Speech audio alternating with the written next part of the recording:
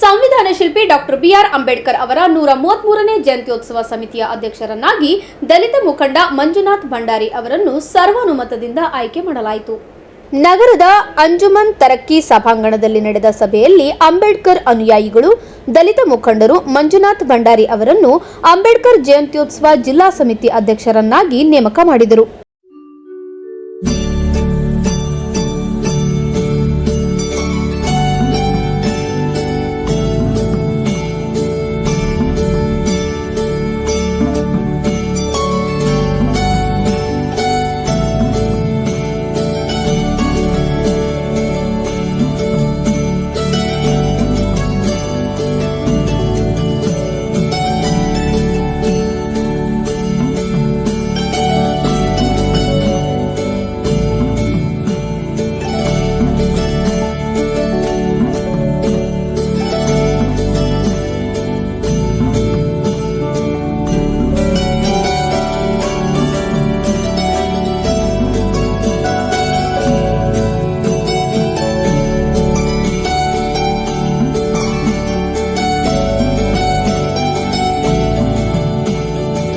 ಎಲ್ಲರಿಗೂ ಜೈ ಭೀಮ್.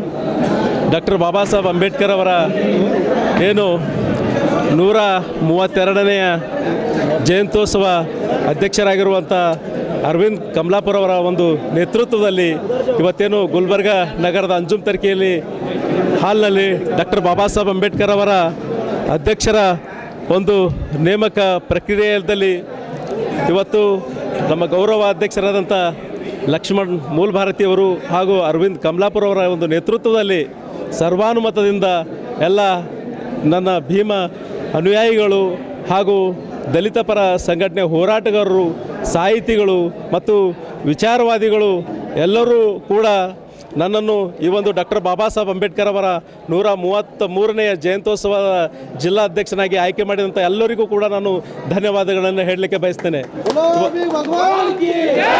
ಡಾಕ್ಟರ್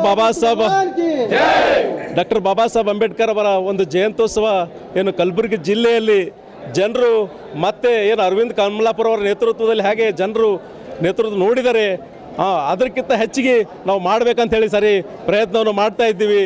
ಅದಕ್ಕೆ ಎಲ್ಲರಿಗೂ ನಾನು ಧನ್ಯವಾದಗಳನ್ನು ಹೇಳಲಿಕ್ಕೆ ಬಯಸ್ತೇನೆ. ಎಲ್ಲರಿಗೂ ನನ್ನ ಜೈಮಗಳು.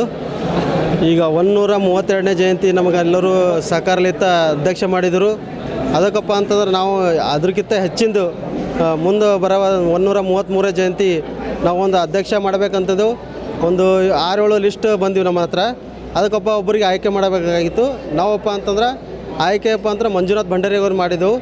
133ನೇ ಜಯಂತಿ ಹೆಂಗಪ್ಪ ಅಂದ್ರೆ ಹೊಸಲ 132ನೇ ಜಯಂತಿ ಆಗಿತ್ತು. ಅದಕ್ಕಿಂತ 2 ಪಟ್ಟು ಹೆಚ್ಚಿಗೆ 133ನೇ ಜಯಂತಿ ಅದ್ದೂರಿ ಮಾಡ್ತಾರಂತ ನಮಗೆ ಭರವಸೆ ಇದೆ. ಮಂಜುನಾಥ್ ಭಂಡಾರಿ ಅವರು ನಡೆಸ್ಕೋತಾರಂತ ನಮಗೆ ಫುಲ್ ಭರವಸೆ ಇದೆ. ಅಧ್ಯಕ್ಷ ಸ್ಥಾನ ಸ್ವೀಕರಿಸಿದ ಬಳಿಕ ಮಂಜುನಾಥ್ ಭಂಡಾರಿ ಹಾಗೂ ದಲಿತ ಸಂಘಟನೆಗಳ ಮುಖಂಡರು ಜಗತ್ ವೃತ್ತಕ್ಕೆ ತೆರಳಿ ಡಾಕ್ಟರ್ ಬಾಬಾ ಸಾಹೇಬ್ ಅಂಬೇಡ್ಕರ್ ಹಾಗೂ ಬಸವಣ್ಣನವರ ಮೂರ್ತಿಗೆ ಮಾಲಾರ್ಪಣೆ ಮಾಡಿ ನಮಿಸಿದರು.